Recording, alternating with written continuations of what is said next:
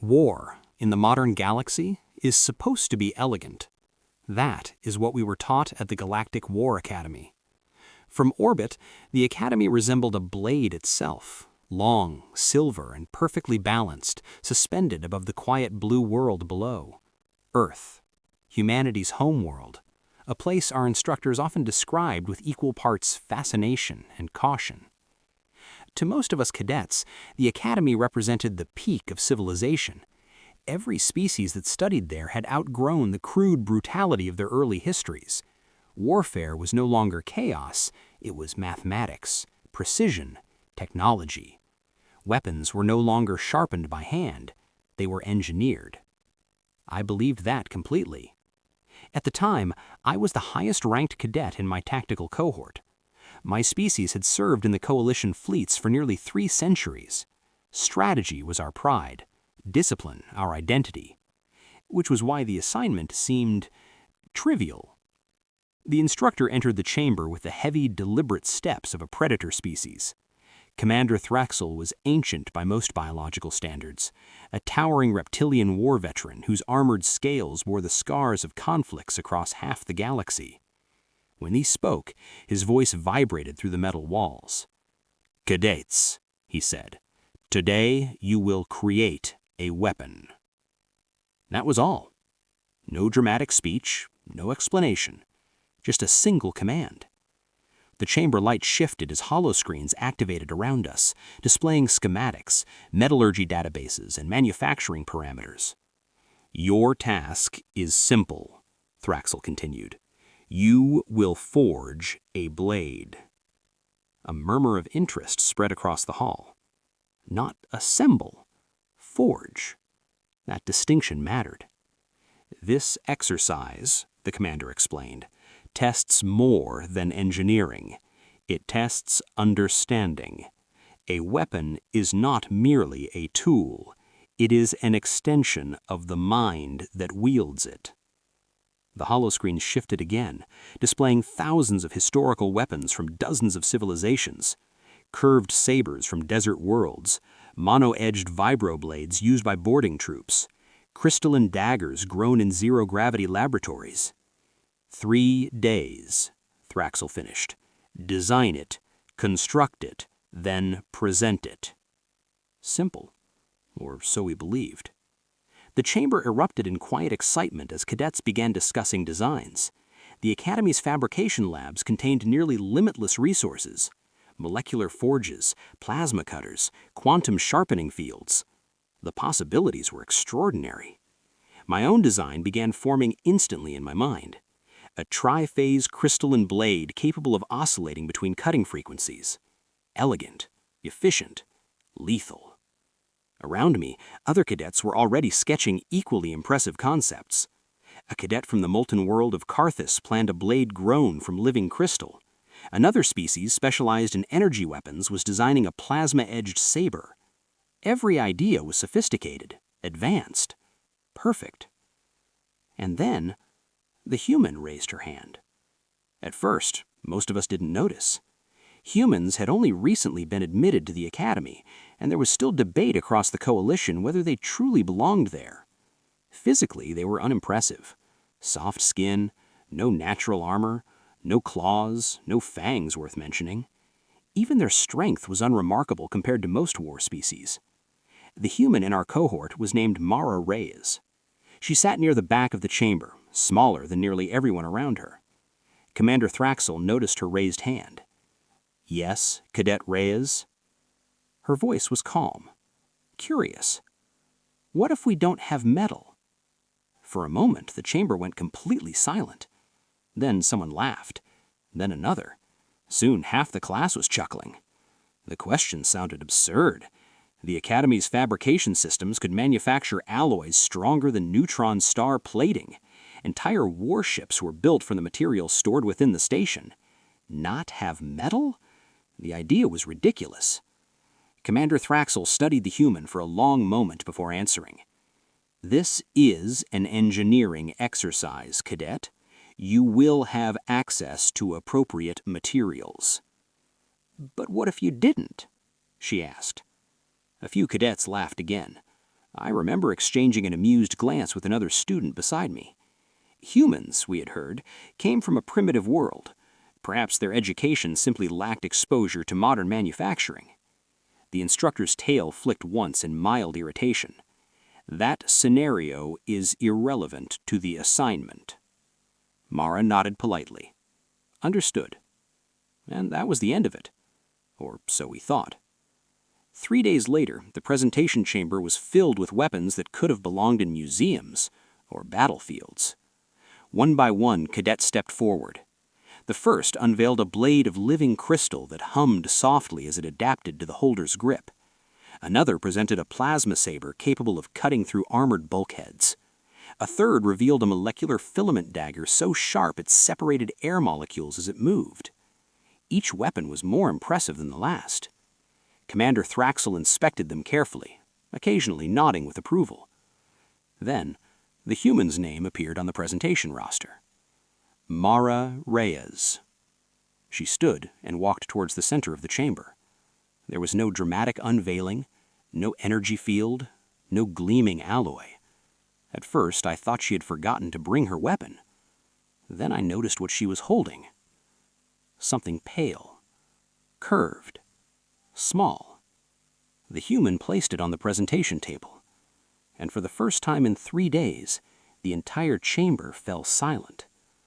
Because Mara Reyes had not forged a blade of metal. She had brought something older, far older than any weapon in the room. A blade carved from bone. Not decorative bone, not ceremonial. Sharpened, polished, functional. A weapon from a time before advanced technology, before metallurgy, before civilization. Commander Thraxel stared at it without speaking. The room was silent for several seconds. Finally, someone behind me whispered what all of us were thinking. That's primitive. The human looked around the chamber calmly. It cuts, she said. A few cadets laughed again, but the instructor did not. Commander Thraxel leaned closer to the blade. His claw tapped the table once, slowly, thoughtfully, and when he finally spoke, his voice was quieter than before. Cadet Reyes. His eyes remained fixed on the weapon. Why does this make me uneasy? The human smiled slightly, and that was the moment I realized something was wrong, because the assignment had never been about building the best blade, and somehow the human already knew that. The demonstration phase would begin tomorrow, and none of us yet understood the lesson we were about to learn. Civilizations do not rise from bone. That was one of the first axioms taught at the Galactic War Academy.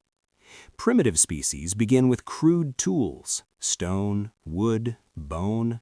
Eventually, they discover metallurgy, then energy manipulation, then the elegance of modern warfare. Bone was where history began, and where intelligent species were supposed to leave it behind. So when Mara Reyes placed that pale, curved blade on the presentation table, most of us did not feel fear. We felt embarrassment. Embarrassment for the human. Embarrassment that such a primitive object had somehow appeared inside the most advanced military institution in the galaxy. I remember leaning toward the cadet beside me and whispering quietly. Perhaps humans misunderstood the assignment. He suppressed a laugh.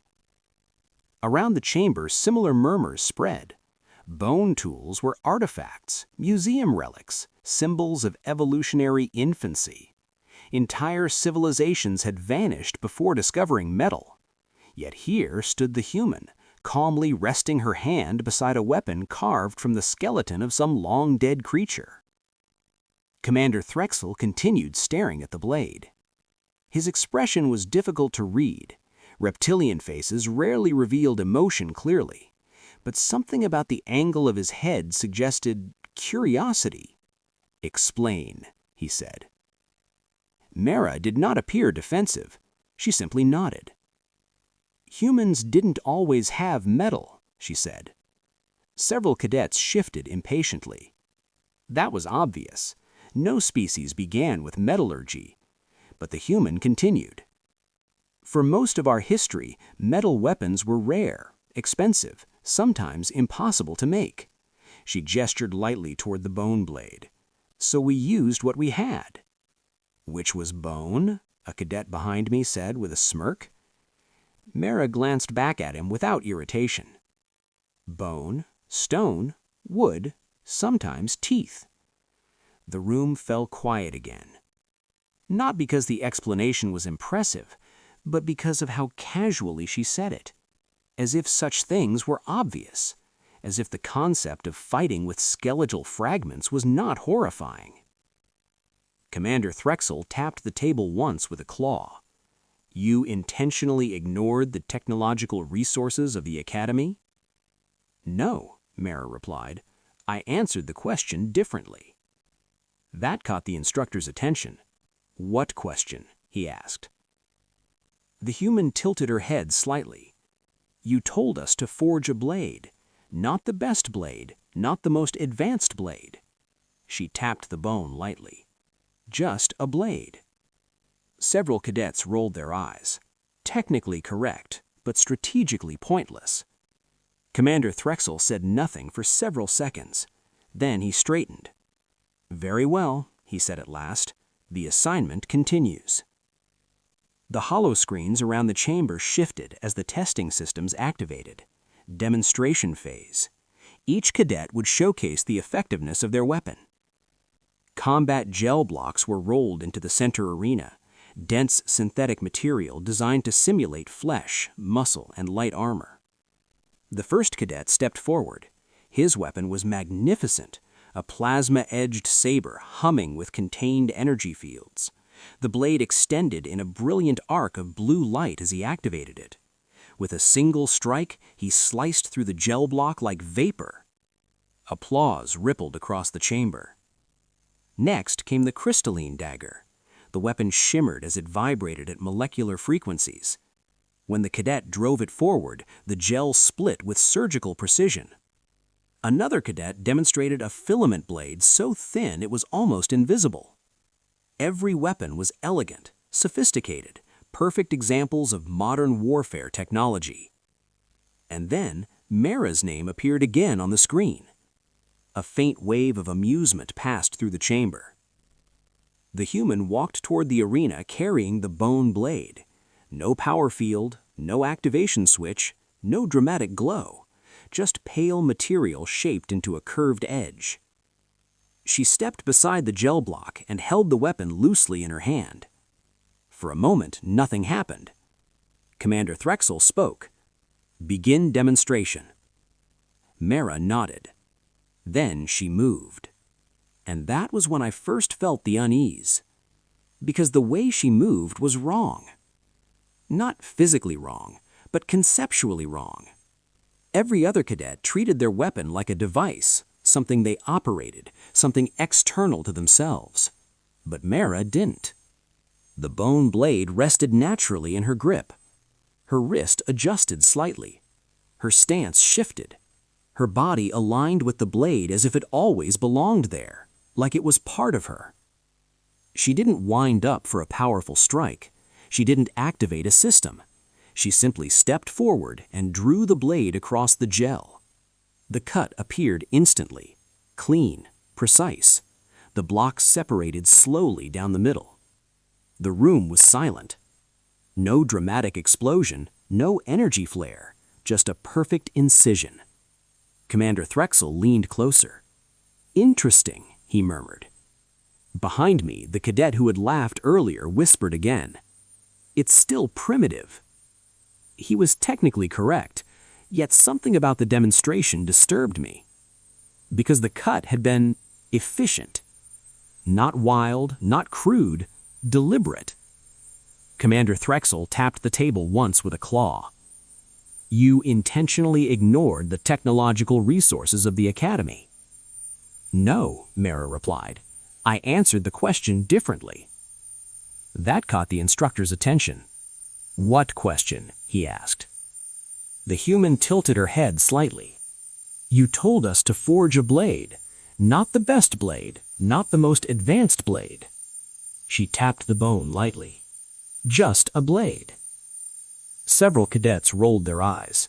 Technically correct, but strategically pointless. Commander Threxel said nothing for several seconds. Then he straightened. "Very well," he said at last. "The assignment continues." The hollow screens around the chamber shifted as the testing systems activated. Demonstration phase. Each cadet would showcase the effectiveness of their weapon. Combat gel blocks were rolled into the center arena, dense synthetic material designed to simulate flesh, muscle, and light armor. The first cadet stepped forward.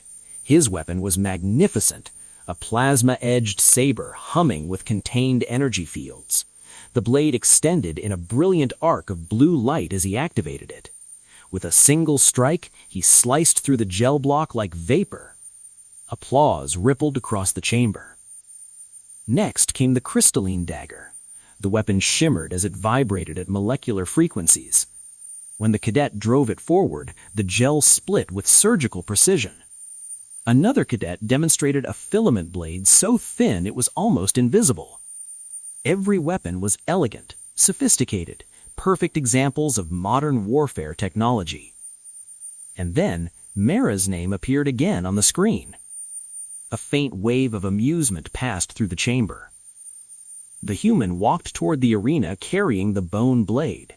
No power field, no activation switch, no dramatic glow, just pale material shaped into a curved edge.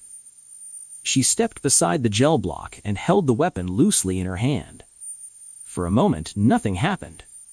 Commander Threxel spoke. "Begin demonstration." Mara nodded. Then she moved. And that was when I first felt the unease. Because the way she moved was wrong. Not physically wrong, but conceptually wrong. Every other cadet treated their weapon like a device, something they operated, something external to themselves. But Mara didn't. The bone blade rested naturally in her grip. Her wrist adjusted slightly. Her stance shifted. Her body aligned with the blade as if it always belonged there, like it was part of her. She didn't wind up for a powerful strike. She didn't activate a system. She simply stepped forward and drew the blade across the gel. The cut appeared instantly, clean, precise. The block separated slowly down the middle. The room was silent.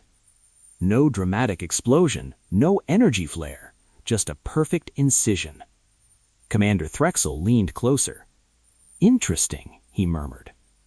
Behind me, the cadet who had laughed earlier whispered again. "It's still primitive."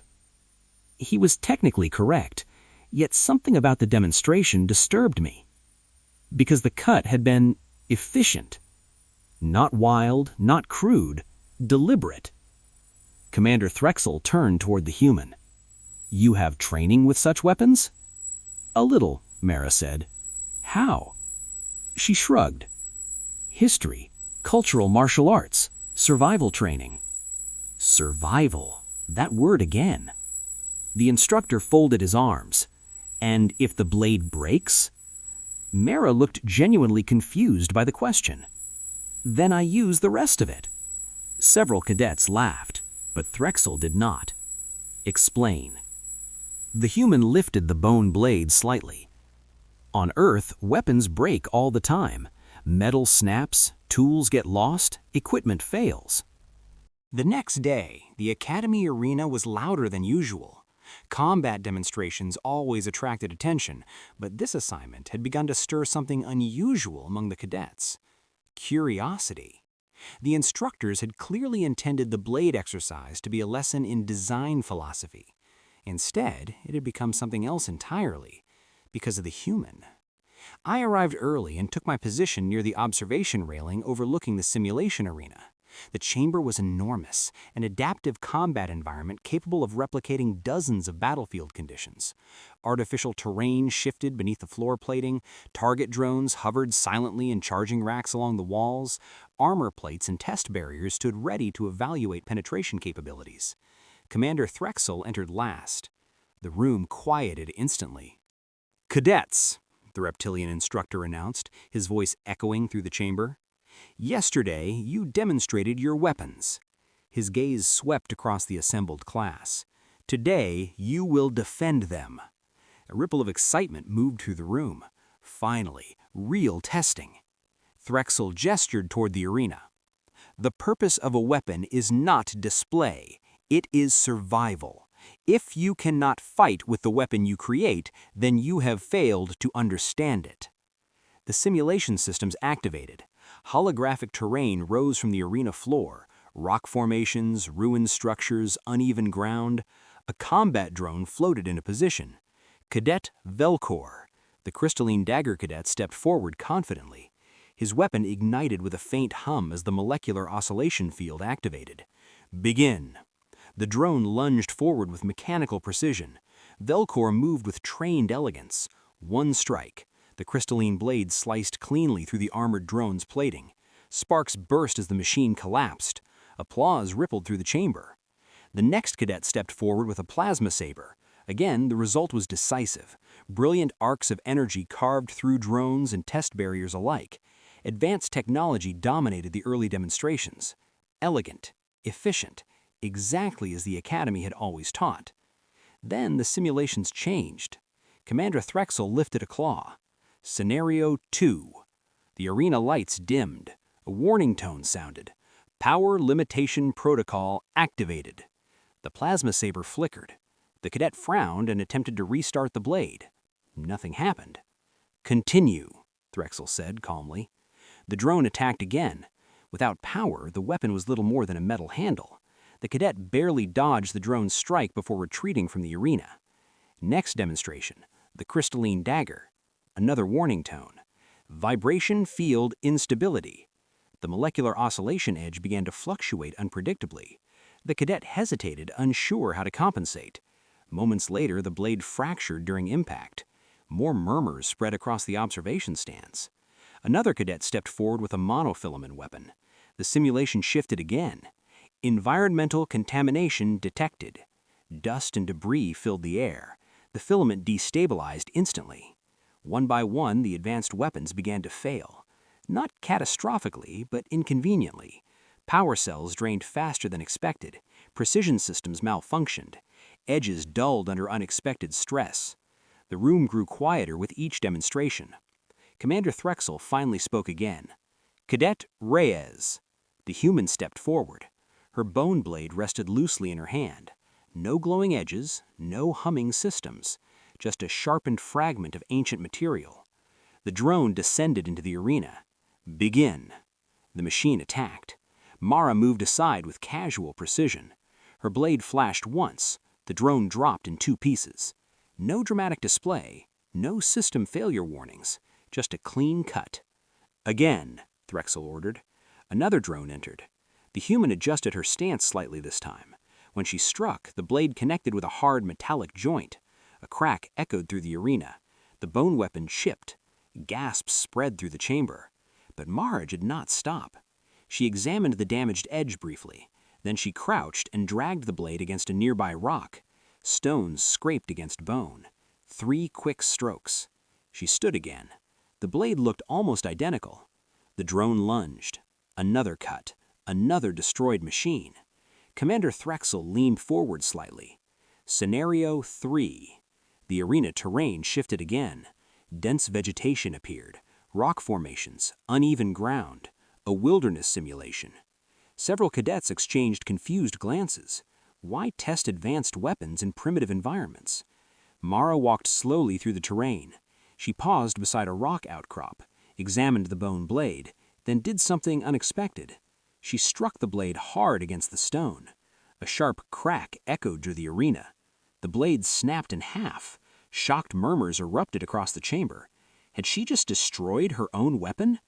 The human calmly picked up the broken fragments. 1 piece longer, 1 piece shorter.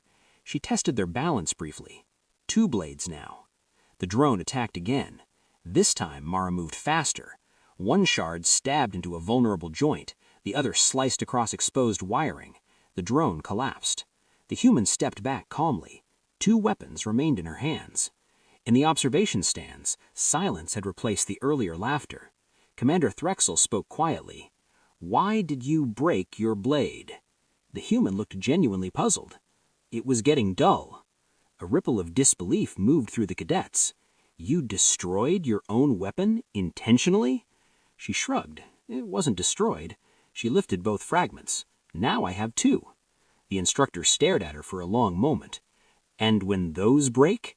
The human answered immediately. "I'll make another." Someone behind me whispered nervously, "With what?" Mara glanced around the arena. Rocks, broken drone fragments, metal debris scattered across the terrain. "Whatever's available." Silence returned. Commander Threxel folded his arms slowly. "Cadet Reyes," he said, "do you consider your weapon primitive?" The human thought about the question, then she shook her head. "No." "Explain." She lifted the smaller shard. "Primitive means early, but humans didn't stop using tools like this because they were weak." She tapped the bone fragment on her palm. "We stopped using them because we found faster ways to make better ones." The instructor tilted his head slightly. "But if those better ones fail?" The human finished the sentence for him. "We go back to this." The room remained silent. The alien cadets watched the human standing in the arena with two broken bone fragments.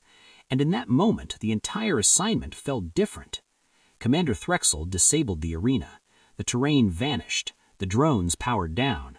But the silence in the chamber remained. The instructor looked at Mara Reyes one last time. Then he said something that would change the assignment completely. "Tomorrow, the cadets will fight each other." A wave of excitement and nervous tension rippled through the room. Actual combat matches. Controlled, but real. The instructor's eyes settled briefly on the human. "Bring whatever remains of your blade." Mara looked down at the broken fragments in her hands. Then she smiled. "Should be enough." And for the first time since joining the academy, I felt something I'd never expected to feel about a human cadet. Concern. Because tomorrow, someone would have to face her in the arena. The arena felt different that day. Not louder, not more crowded, just heavier. Every cadet at the Galactic War Academy understood that combat simulations were part of our training. We sparred regularly, testing tactics, weapons, and reaction speeds inside controlled environments. But this was not a normal exercise. This was personal. Commander Threxel had changed the assignment. The blades we forged were no longer simply demonstrations of design philosophy. Now we would prove them against each other. The arena lights brightened as cadets filled the observation tiers. Instructors stood along the upper rails, watching carefully. Medical drones hovered silently above the combat field in case of injury. Threxel stood at the center platform. "Today," the reptilian commander announced, "you will test the weapons you created against a thinking opponent." His tail tapped once against the floor. "Controlled combat. First incapacitation ends the match." The rules were simple. Victory was not determined by destruction, only dominance. The first matches began quickly. Advanced weapons clashed across the arena floor, energy edges sparking against crystalline blades, monofilaments flashing in precise arcs. Most fights ended quickly. Superior technology almost always decided the outcome. I watched with growing confidence. My own weapon rested in my hand, a tri-phase crystalline blade grown inside a quantum forge. When activated, its edge vibrated through multiple cutting frequencies simultaneously. It was capable of slicing through armored alloys used in modern starship hulls. Elegant, precise, perfect. And then Commander Threxel spoke my name. "Cadet Tholrin." I stepped forward immediately. The arena floor felt cool beneath my boots as I entered the combat zone. The crystalline blade hummed softly as I activated it, its translucent edge shimmering with controlled energy.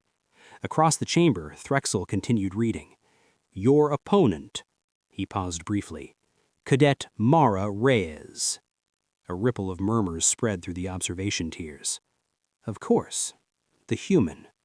I turned toward the opposite gate. Mara stepped into the arena carrying the same weapon she had used before, the bone blade. Except now it was shorter, one of the fragments she had created during the simulation exercises. No glowing edge, no energy field, just pale, sharpened material. The crowd's earlier amusement had faded slightly since the previous day, but most cadets still expected the outcome to be obvious. Commander Threxel raised a claw. "Begin." The arena timer started. For several seconds, neither of us moved. I studied the human carefully.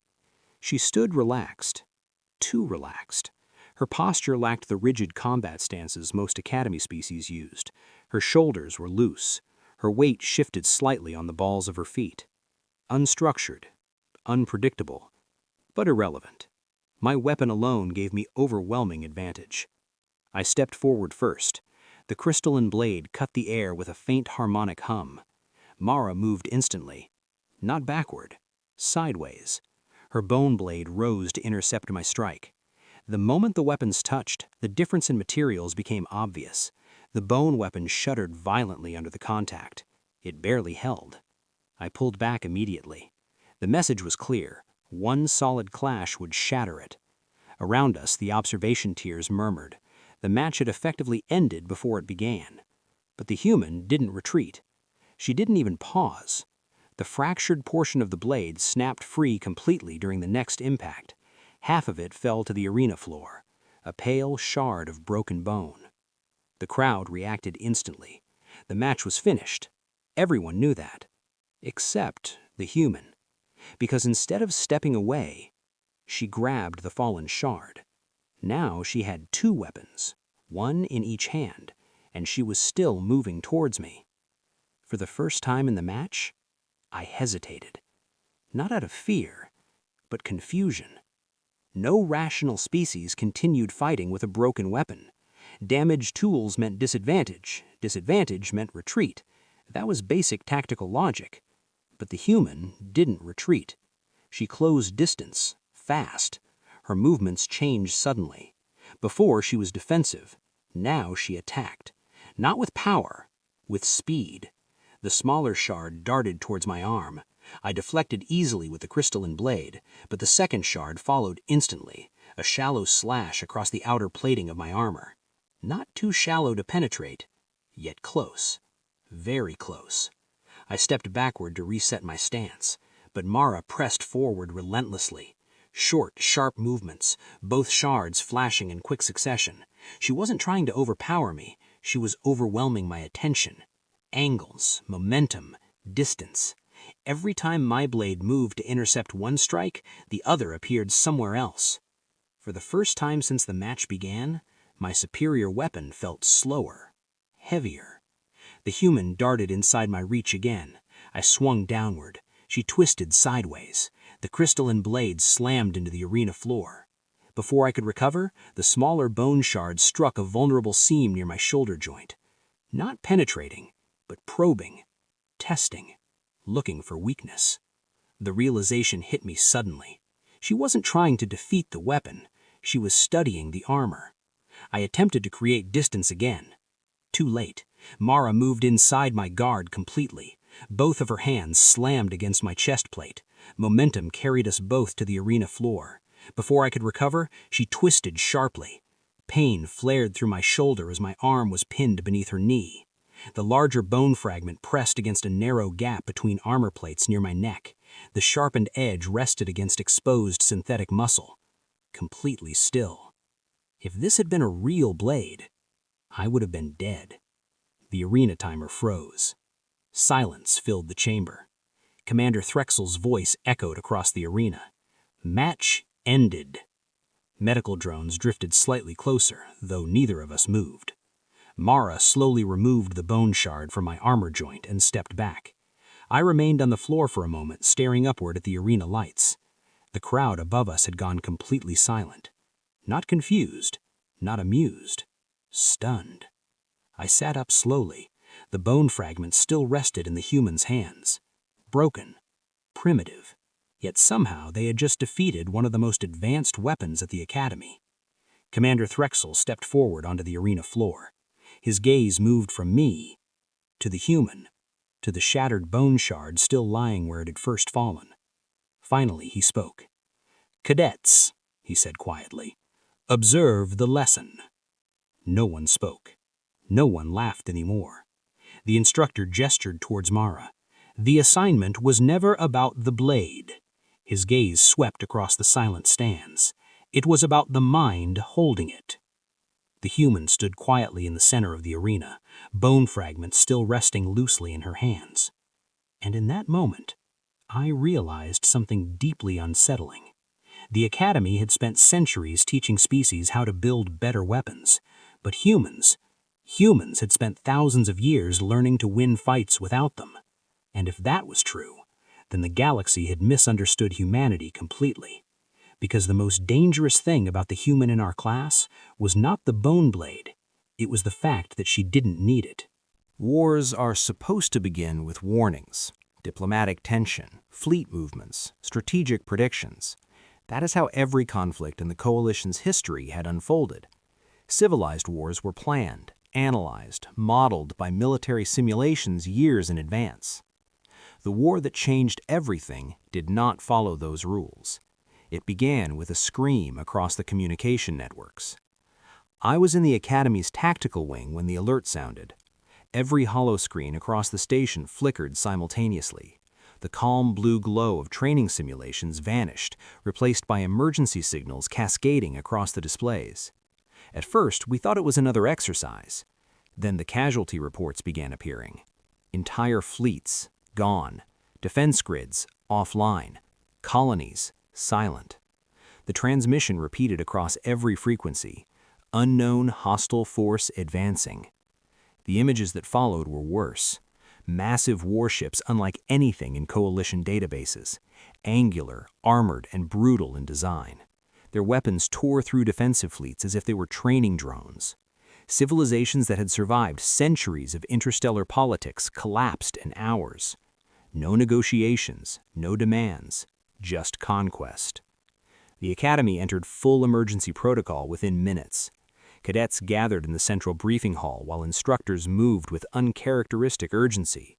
Commander Threxel stood at the front of the chamber. For the first time since I had known him, the reptilian veteran looked grim. "The Coalition is under attack," he announced. The hall fell silent.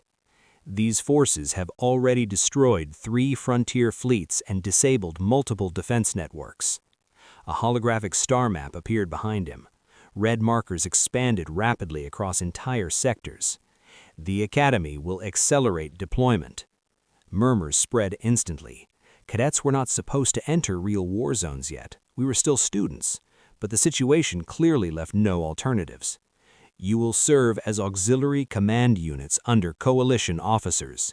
Your training is incomplete, but the fleets require every capable mind available." Assignments appeared across the room's displays.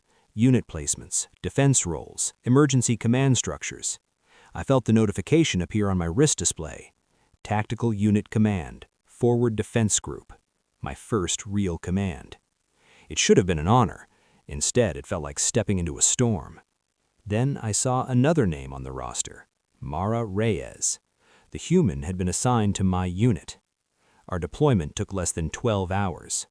The battlefield was a small mining installation on the outer edge of Coalition territory, a small installation that had suddenly become the front line. When our transport ship arrived, the situation was already deteriorating. Orbital defense platforms drifted in silent ruins. Energy grids flickered erratically. Emergency broadcasts echoed across open channels. Coalition soldiers scrambled across damaged structures, trying to prepare defenses against an enemy fleet already descending through the atmosphere. My unit assembled inside a partially destroyed command bunker. Alien soldiers from half a dozen species looked to me for orders. And I realized something terrifying. I was now responsible for their survival. Mara stood quietly near the back of the room, watching, listening. The first enemy dropships appeared minutes later. The battle began immediately. Coalition weapons roared to life. Energy cannons fired from defensive towers. Plasma rifles lit the battlefield with brilliant arcs of blue light. For a brief moment, it looked like the defenses might hold. Then the enemy adapted. The first power grid collapsed without warning. An entire row of defensive cannons went dark. Moments later, targeting systems began failing across multiple units. I checked my command display frantically. Signal interference detected. Targeting system malfunction. The enemy was jamming our systems. Advanced technology, the foundation of coalition warfare, was collapsing piece by piece. Soldiers shouted in confusion. Energy rifles flickered weakly. Drone support systems went offline. Across the battlefield, the enemy forces advanced steadily through the chaos. Their armor was thick and brutal, their movements coordinated with terrifying precision. Coalition troops began falling back. Panic spread quickly when soldiers realized their weapons were failing. A plasma rifle beside me sputtered and died completely. The soldier holding it stared at the weapon in disbelief. "It's not responding." Another shouted across the bunker entrance, "Targeting grid is gone." Without precision systems, most coalition soldiers were nearly blind in combat. Their entire training depended on technological advantage, and that advantage had just disappeared. But in the middle of the chaos, one person remained strangely calm: Mara Reyes. The human crouched beside a damaged supply crate, examining scattered equipment across the bunker floor. Broken tools, metal fragments, damaged armor plates. She picked up a jagged piece of metal torn from a maintenance panel. Her fingers ran along the edge thoughtfully. Then she looked at me. "Do we have grinding tools?" For a moment, I simply stared at her. "We're under attack." "I noticed," she replied calmly. "But if the power stays out, these rifles won't help." She held up the metal fragment. "So we improvise." Something about the sentence triggered a memory. The Academy arena. The bone blade. Before I could respond, Mara had already begun working. She grabbed a portable repair tool and dragged the metal shard across its abrasive surface. Sparks flickered briefly. The edge began sharpening. Another soldier watched in confusion. "You're making knives?" Mara shook her head. "Weapons." Within minutes, she had created 3 crude blades from broken metal pieces. She handed one to the soldier whose plasma rifle had failed. "Hold it like this."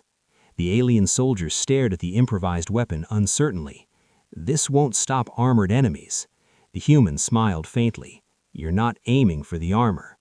More soldiers gathered around her. Soon the bunker floor became a workshop. Broken tools became spearheads. Metal rods became stabbing weapons. Even fragments of damaged armor were reshaped into sharp edges. I watched the process unfold with growing disbelief.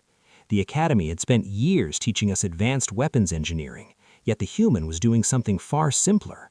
She was turning the battlefield itself into an armory. One soldier approached me nervously. "Commander, should we really be doing this?" I hesitated. Then I remembered the bone blades snapping in the arena and the human continuing to fight. "Distribute the weapons," I ordered. Moments later, the enemy breached the outer defense line. Coalition soldiers braced themselves as hostile troops stormed through the ruined structures. Energy weapons sputtered weakly. Precision targeting was gone. But something unexpected happened. The improvised weapons worked. Not perfectly, not elegantly, but effectively. Coalition soldiers who had panicked moments earlier now fought with crude blades and improvised spears. Close combat replaced ranged warfare. The battlefield became chaotic, messy, unpredictable, and suddenly the enemy's technological advantage meant less. Because they had prepared for advanced warfare. They expected precision strikes, energy weapons, predictable tactics. They had not prepared for soldiers fighting with sharpened metal scrap. I watched Mara move through the chaos with unsettling familiarity. Her impromptu blade flashed through narrow gaps in enemy armor. Quick, precise, efficient. Exactly like the bone blade in the Academy arena. That was when the realization hit me. The enemy had spent enormous resources preparing to defeat advanced civilizations. They had studied our fleets, our weapons, our technology, but they had overlooked something fundamental. They had not studied humanity. Because humans didn't depend on technology to fight wars. They adapted to whatever the battlefield offered. Stone, bone, metal. It didn't matter. And as the fighting intensified around the bunker, a terrifying thought formed in my mind. The enemy believed they had neutralized coalition technology. They believed that meant victory. But standing beside the human as she handed another sharpened metal blade to a nervous soldier, I realized something they had failed to understand. Disabling advanced weapons did not make humanity weaker. It made them dangerous. Because this battlefield, This broken, chaotic battlefield full of scrap metal and ruined machines looked exactly like the environment humans had evolved in. And suddenly I understood the true meaning of the lesson Mara Reyes tried to teach us. The weapon never mattered. Only the survivor did. But the enemy had just made a terrible mistake, because they had spent enormous resources preparing to defeat advanced civilizations. They had not prepared for what happened when humans fought without them. The battlefield had become a labyrinth of ruin. Power grids were dead. Energy weapons flickered and failed. Drone support systems were offline.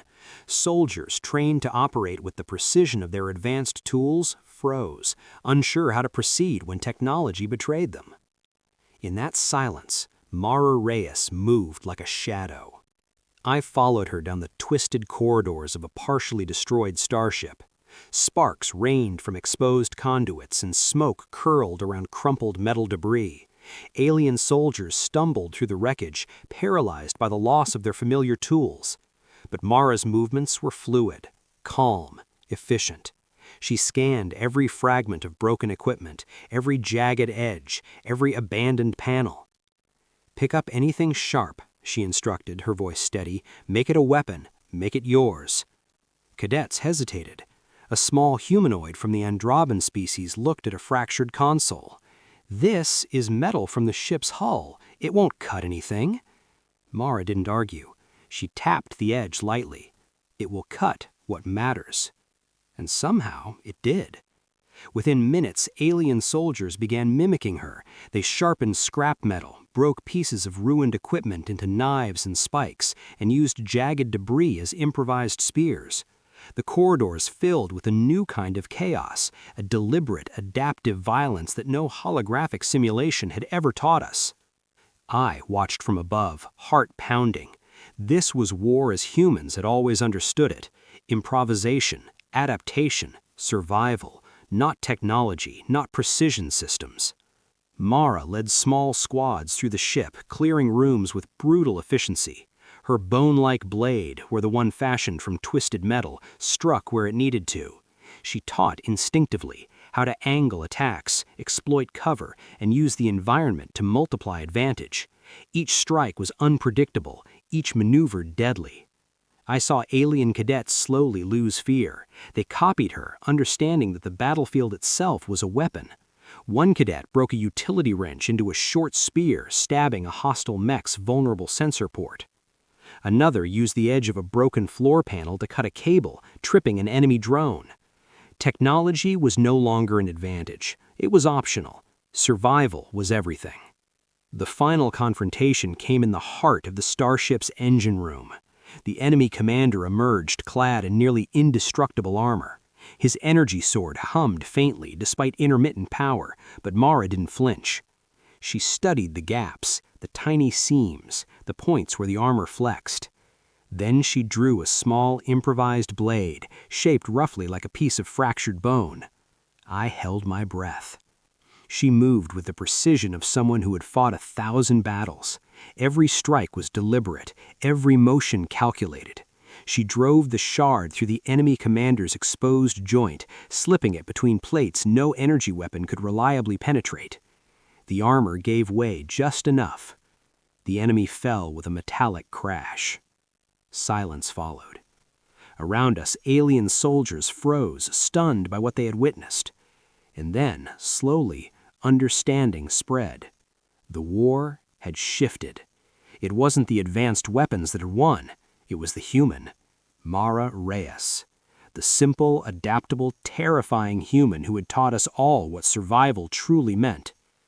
Because when everything breaks, when technology fails, when training falters, the difference is not the weapon.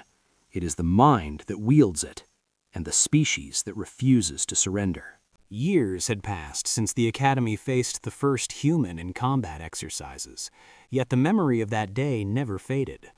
I now stood in front of a new cohort of cadets, my claws resting lightly on the railing of the weapons lab. Hollow screens displayed elegant, vibrating crystalline sabers, plasma-edged daggers, and molecular filaments, the pinnacle of modern weapon design. Cadets marveled at them, eyes wide with ambition and pride. But the assignment had changed.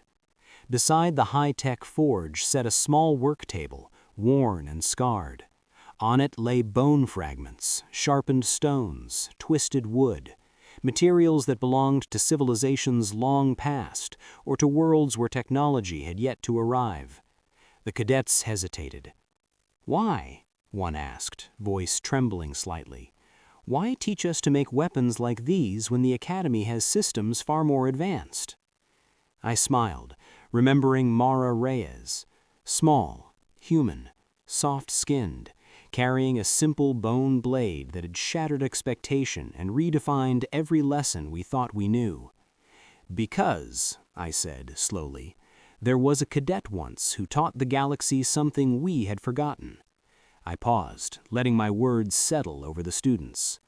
"She brought a bone blade to this very academy, not for elegance, not for sophistication. She survived because she adapted. She fought when her tools broke. She made weapons from anything she could find, and she taught every species here a lesson we had long ignored. Technology makes weapons powerful.